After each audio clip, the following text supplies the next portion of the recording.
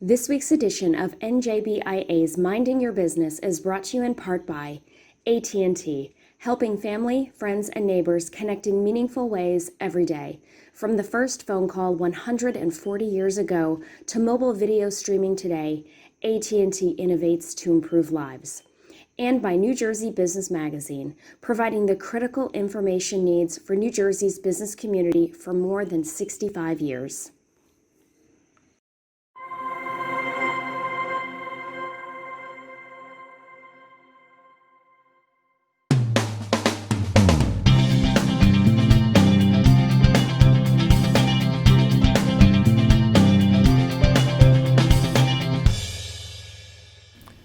Welcome to NJBIA's Minding Your Business. I'm your host, Bob Considine. Well, NJBIA recently released 62nd Annual Business Outlook Survey, and in 2020, businesses were definitely struggling due to the coronavirus pandemic, and the outlook for 2021 is definitely challenged. Here to discuss this survey is Chrissy Budus, the Chief Government Affairs Officer at NJBIA. Chrissy, thank you so much for being here. Thanks, Bob, for having me. No problem. So let's get right to it. 3 out of every 4 New Jersey businesses suffered revenue loss in 2020, according to this survey of over 1,000 respondents. And most of them have anticipated future losses in 2021. So what does this say about the needs of New Jersey businesses as we look towards 2021? It's a really dire economy right now. Our businesses are struggling. We hear from them every day. We're operating right now at limited capacity on many fronts, which means that some of our businesses are not able to have their full amount of patrons coming in and visiting their place of business, which obviously has an impact on their bottom line and their ability to retain their employees as well. In fact, we have disproportionately seen our mom and pop shops, as well as businesses that are operated and owned by women and minorities, take the hardest hit, and that's very concerning to us. Yeah. What's also really striking is that from the beginning of the year until where we are today, we have seen about a 30% decrease in the amount of small businesses operating. That's staggering. Since when? Since January. Oh, wow. So January till now, we're in the beginning of December when we're shooting here today. That's a lot of businesses that have not, don't have their doors open any longer. And so when we're heading into 2021, knowing that our businesses are struggling, knowing that some won't reopen, we've been asking our policymakers to take a break and to make sure that they're aware of any policies that they have, to take a look to make sure they're looking at it from a framework. Does this policy impact a small business? Does it help them? Does it hurt them? And in what ways? Right. And so that conversation certainly needs to take place in 2021, knowing what the statistics have been for this throughout the prior year. Right. 56% said they have sought additional or alternative funding sources through the state and federal loans and grants. And we know the NJDA has been putting forth some good programs. They're trying their best. But is it enough for businesses in New Jersey? Have they been able to get enough? So as we're all familiar with, both the federal government through the PPP program as well as New Jersey EDA, the Economic Development Authority, both had different programs designed to help our businesses stay afloat during this pandemic. At the federal level, significant amounts of funds were spent. On the statewide level, our state agency did as much as they could to keep money flowing into the business community, but certainly more is needed. Right. Keep in mind, New Jersey has over 900,000 businesses. Around 40% or so have received some type of assistance. That means about 60% are operating without any and struggling throughout. And that doesn't include those who have received funding that are also trying to weather the storm and make sure that they can get through. So, in a nutshell, the programs were very helpful, but we're heading into 2021. COVID cases are rising again. And so how are we going to make sure that these businesses can survive, keeping in mind the statistic I just mentioned earlier, that 30% of our small businesses have closed since the beginning of the year? Right, and I think about when these programs from EDA have been coming out, they're almost immediately oversubscribed. Almost immediately. Yeah, it's amazing. Mm-hmm. The survey, the New Jersey Business Outlook Survey, 62nd Annual, was fielded in September. But some of the topics that we're talking about here as we tape are really front and center. I wanted to go over a couple of them with you. Liability concerns. 66% said they were concerned about being sued by patrons, claiming that they'd contacted COVID-19 at their workplace. So let's discuss how real this threat is and why NJBIA has been fighting for these liability protections for those businesses who follow the safety guidelines. Yeah, Bob, we heard loud and clear from our membership. Yes, liability concerns are real.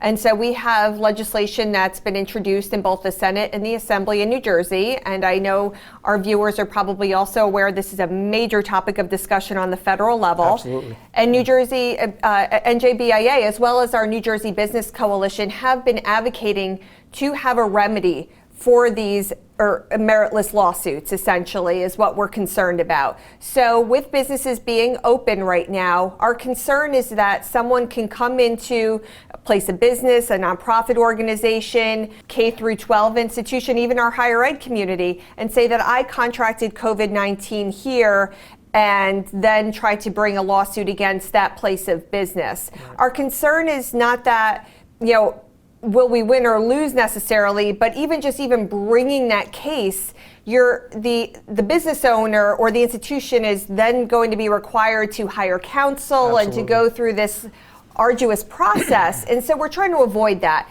One of the ways that NJBIA is trying to be proactive alongside of advocating for both federal and state policy is also offering our Healthy Business Certification course, That's right. Which basically has you walk through all different ways that you can improve the safety of your business, right. Adhering to CDC guidelines, the governor's executive orders, and other types of guidance that have come out. So it's definitely worth our viewers to check that out to make sure that they're doing all they can to protect themselves against any type of lawsuit that may come in the future. All right, so now we'll turn to recreational cannabis. For years, NJBIA has been fighting to ensure that basically that workplace protections are in place should recreational marijuana become law.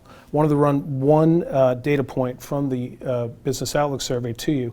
77% said they were substantially or moderately concerned about workplace safety if recreational cannabis became law.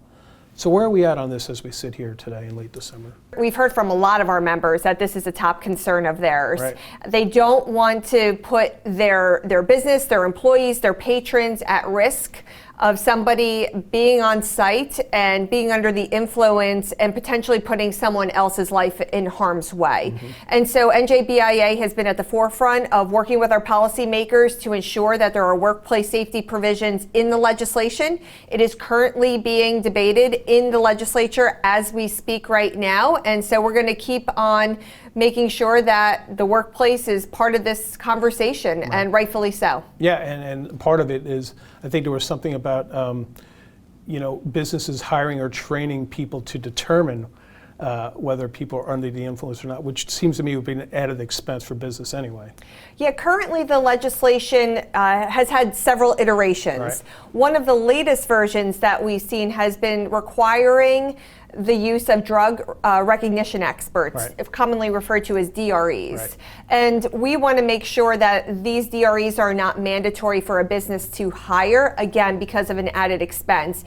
And not to mention that some of the information coming from them has been quite subjective. Okay. And I know that a lot of folks are trying to compare the use of alcohol versus True. Cannabis. While they both may be legal, determining who is under the influence or not is very different in terms of testing. And so while other states have moved in this direction, there's certainly a lot of lessons that have been learned, but a lot of lessons to be learned throughout this process. Right. So I think it's important for our viewers to know that NJBIA is at the forefront talking to our policymakers about the implications of recreational marijuana use on the business. Absolutely. And one more of the timely topics from the survey. Troubling statistic. Out of 72% of respondents who offered health care in 2020, 28% of them said they will no longer offer that in coverage in 2021. Chrissy, the healthcare impacts of COVID-19, I don't know if they're front and center like everything else, but How concerning is this? Very concerning. Bob, this is something that we've talked about for years. So even pre-COVID, the cost and rising cost of health insurance has always been a concern to our business owners. It could be high single, digit increases to double digit increases for health insurance premiums. And I know our businesses really value being able to offer high quality health insurance to their employees. Yeah, absolutely. So you fast forward to COVID, and when the government has forced through executive order businesses, brick and mortar, to shut down, folks across the country and including New Jersey are starting to lose their health insurance due to the closures of those businesses. I will say that there have been some extensions put in place based on the governor's executive order and working with our insurance companies. But the concern is that over 9 million residents across the United States are estimated to have lost their health insurance provided by their employer. To put that in perspective, that's about the population of New Jersey. Wow. And so both the federal government and the state government are going to have some serious conversations about how do we ensure that these residents are going to be insured, throughout the long haul again. And so the business community is going to have a front seat in helping drive that conversation. And so we never want to see a statistic like that where our businesses can't or won't offer health insurance. Yeah. But this is a major issue. It's starting to gain more attention. And I think it will only grow in terms of importance as we go into 2021. Yeah, we can only hope. Wanted to hit on something NJBIA always talks about, which is New Jersey's competitive levels. Sure. In this survey, New Jersey was listed as worse than other states by a long shot in multiple categories, including government spending, attracting new business, controlling healthcare costs, controlling labor costs, and attitude towards business. One other thing, do you think it's possible that any of these numbers can turn around, particularly attracting new business and attitude towards business? Can that improve in 2021 with a tax incentive program in place? That's a great point. That's what our hope is. So as you alluded to, we're a very high cost state. We have high health insurance costs as well. What we want to see is, again, our policymakers hit that pause button to make sure that they're not making anything more challenging for the small business community at this point in time. Let them get their legs, under them again. Yeah. But yes, the tax incentive program has been something that is being discussed right now as we're taping. Right. And as I think our viewers know, that New Jersey has not had a program for the last year and a half. It's a long time. Making New Jersey once again an outlier. Yeah. And so we want to make sure that businesses know that we have our doors open, that we want new businesses to come to New Jersey, to take advantage of our workforce, to take advantage of our location. Right. And so this piece of legislation is currently being debated in the legislature. And again, NJBIA is in those conversations, lending our expertise. This has been something that we've talked about in our Indicators of Innovation report as something that is absolutely needed. Our surrounding states have it. Many states throughout the nation have an incentive program. And again, it's one of the tools in the tool chest to help bring and to retain business in New Jersey. Right. And even another one was we're failing on cost of regulatory compliance in terms of compared to other states, but I know on Governor Murphy's desk, there's essentially a piece of legislation that would reestablish a red tape commission of some sort. Might that help on that end? Absolutely. Something NJBIA has been calling for. Again, called for it in our Indicators of Innovation report. And so folks can understand really what this does is, there are countless pieces of legislation that get signed into law creating new regulations, and they just stay on the books. And I think it's it's safe to say that times have changed, times will continue to change. Right. And so a law and or a regulation that was passed years ago may not be applicable today. Right. And so this commission would be established to help bring those issues to the forefront and have our policymakers say, do we need this any longer? Right. Does this make sense?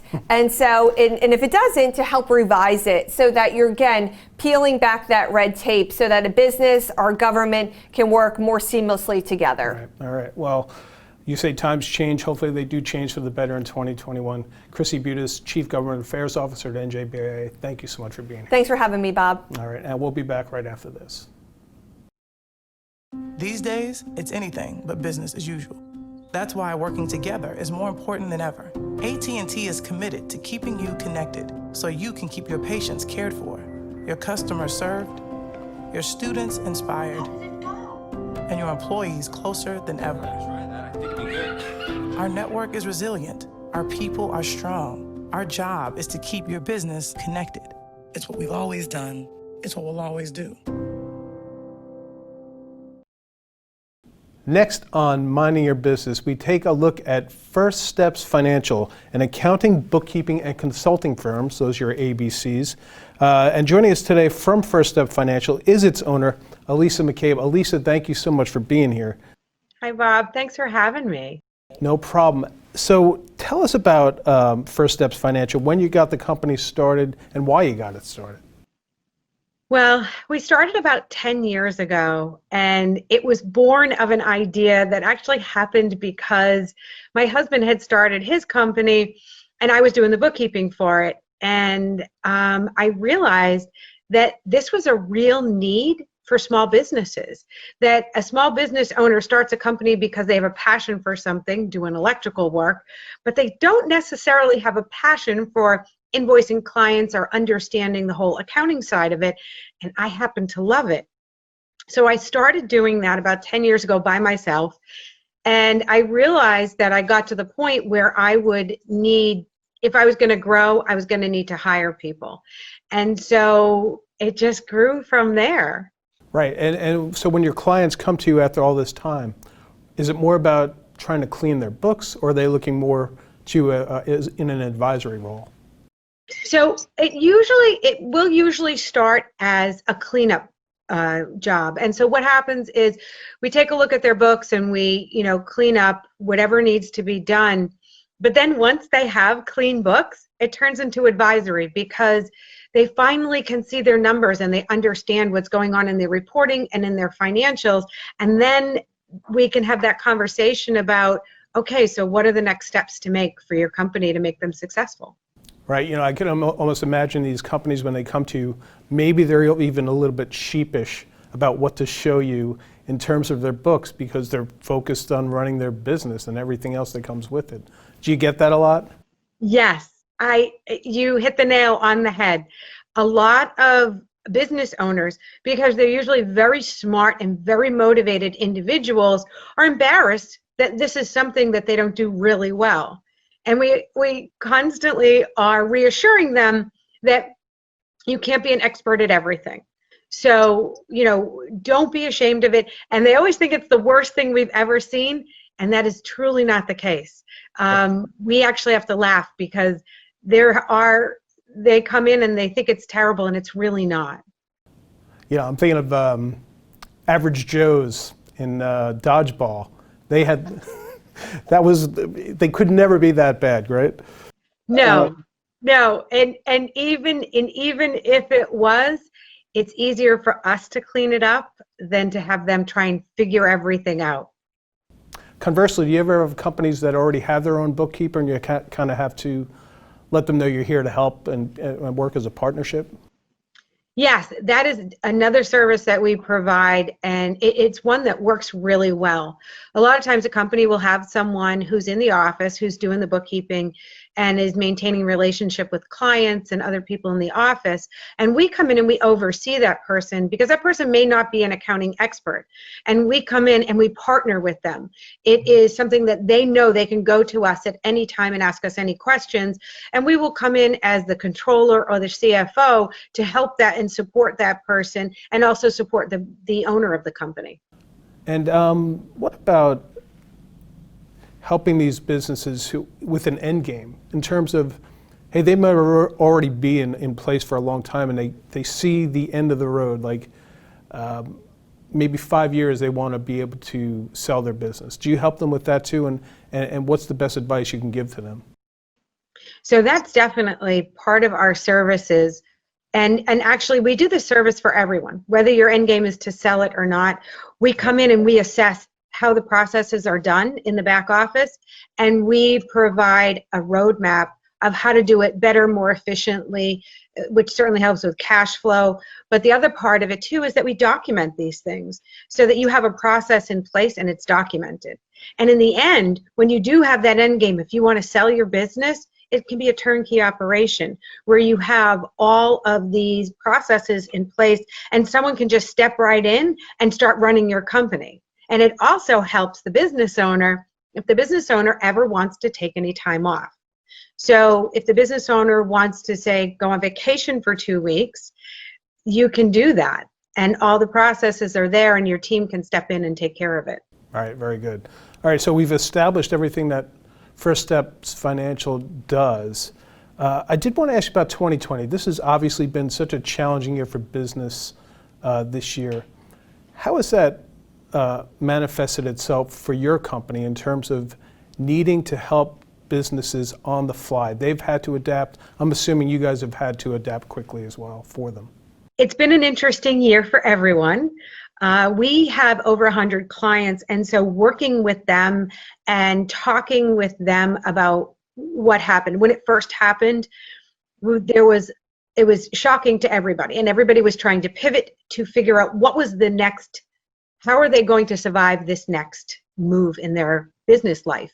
So we did a lot of touches. We did a lot of phone calls and a lot of emails saying, hey, we're here, whatever you need, and letting them know different, we started implementing cash flow forecasting on businesses that hadn't had it before, and them being able to know, like, how long can I go, and then also helping everyone with their PPP loans. So it was a very interesting shift for our company and for our clients.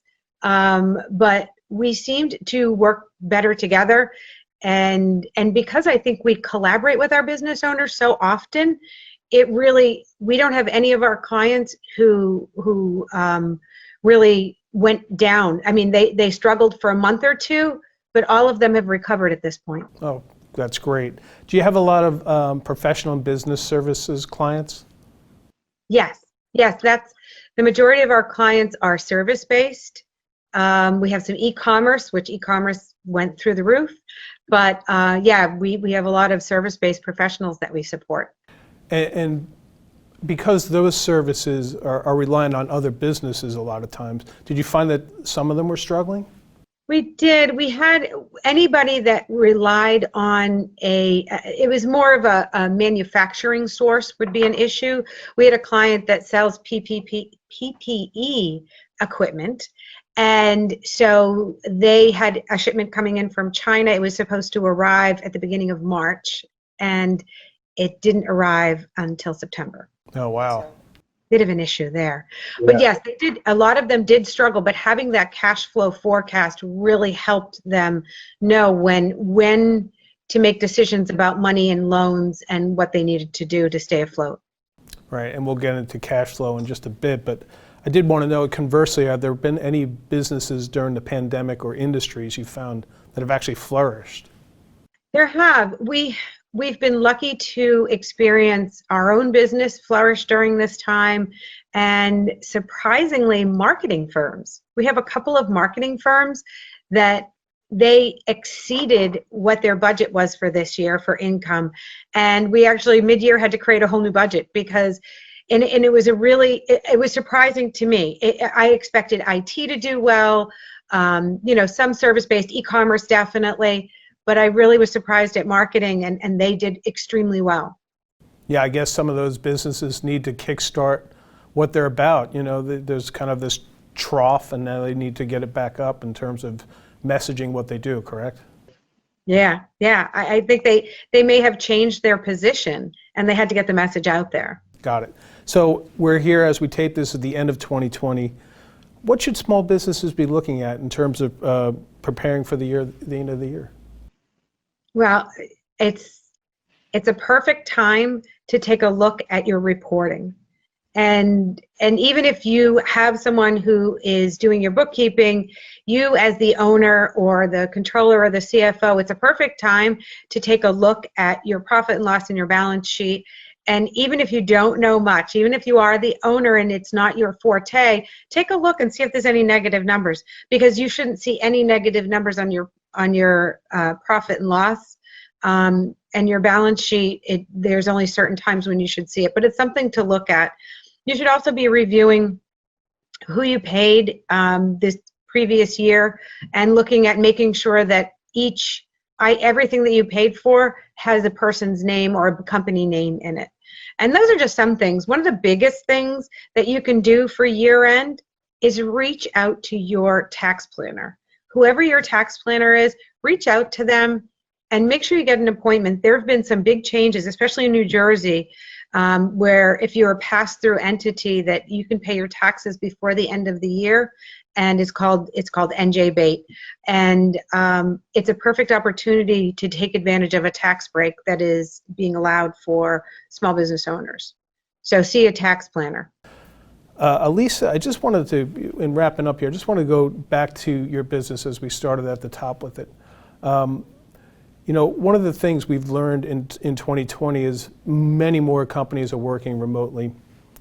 And for those, it's the first time they're doing it, and I think some have lost that sense of workplace culture. Your company has been together over a decade working remotely for the most part. So what kind of encouragement or advice would you give to maintain or create a workplace culture during these times? Yeah, it's been interesting. Like you said, we've been remote for a long time. And we even struggled a little because our work environment changed. Even though we worked remotely, our work environment changed a bit. And so I think to develop a real culture around this remote working, you have to get to know your people. And you also have to understand what's important to them. So, for example, my team, one of the things that's important to them is to have a work-life balance. And so we respect that. And they know it's an open line of communication. We often have conversations when we're in the group about what's going on in our personal lives, which helps us understand how to support them, the team, doing work in our business life. So, you know, people are not one-sided. And if you can find out what's important to them, they will value your company, the culture, and you as a person, and that in turn makes the company more valuable. And I think that it creates a situation where employees want to stay there, and they want to be there because they feel like they're valued. They feel like someone understands them. There's nothing better than having somebody who understands you, and if the company you work for gets you and can, you know, really accommodate you on what is important to you. And I think that's what we've established, and I would strongly encourage anyone who's doing remote to maybe find out, if you don't know already, what's important to your team. Whether you do it through, sometimes we do team building games virtually, and we're actually going to do our company party virtually. We are doing well, you know what, they'll know by the time this comes out, but we're going to do a murder mystery on Zoom. And it's going to be a murder mystery dinner, and everybody's going to have to get together, and we're going to have to solve the mystery. Right, and we already know that the butler did it, right? Yeah. And also, I think it's neat, you said, you've actually said to some of your workers, they've said to you, I can't believe I've never met you. It must be just so odd after so many years of working with each other. It's true. We have to remind ourselves that we haven't met each other. We know so much about each other's lives, and my team lives all over the country. So we know what the inside of their house looks like. We know their pets. We know their kids because we've seen them. Especially, you know, lately we've seen a lot of people, and it's been really fun to have that funny conversation too. Well, Alisa McCabe, I've never met you in person either, but I can already tell you're fabulous. So if people want to learn more about First Steps Financial, where do they go? They can go to our website at firststepsfinancial.com. You can reach out to me personally, Alisa at firststepsfinancial.com. And we offer free consultations for small businesses who would like to learn more about our services. If you have a QuickBooks Online cleanup, we're here to help. And if you want to get a business started, we're here to help you too. Great. Great advice, Alisa, and thank you so much for being here. Great. Thanks so much, Bob. And thank you all for joining us here on NJBIA's Minding Your Business. We'll see you next time.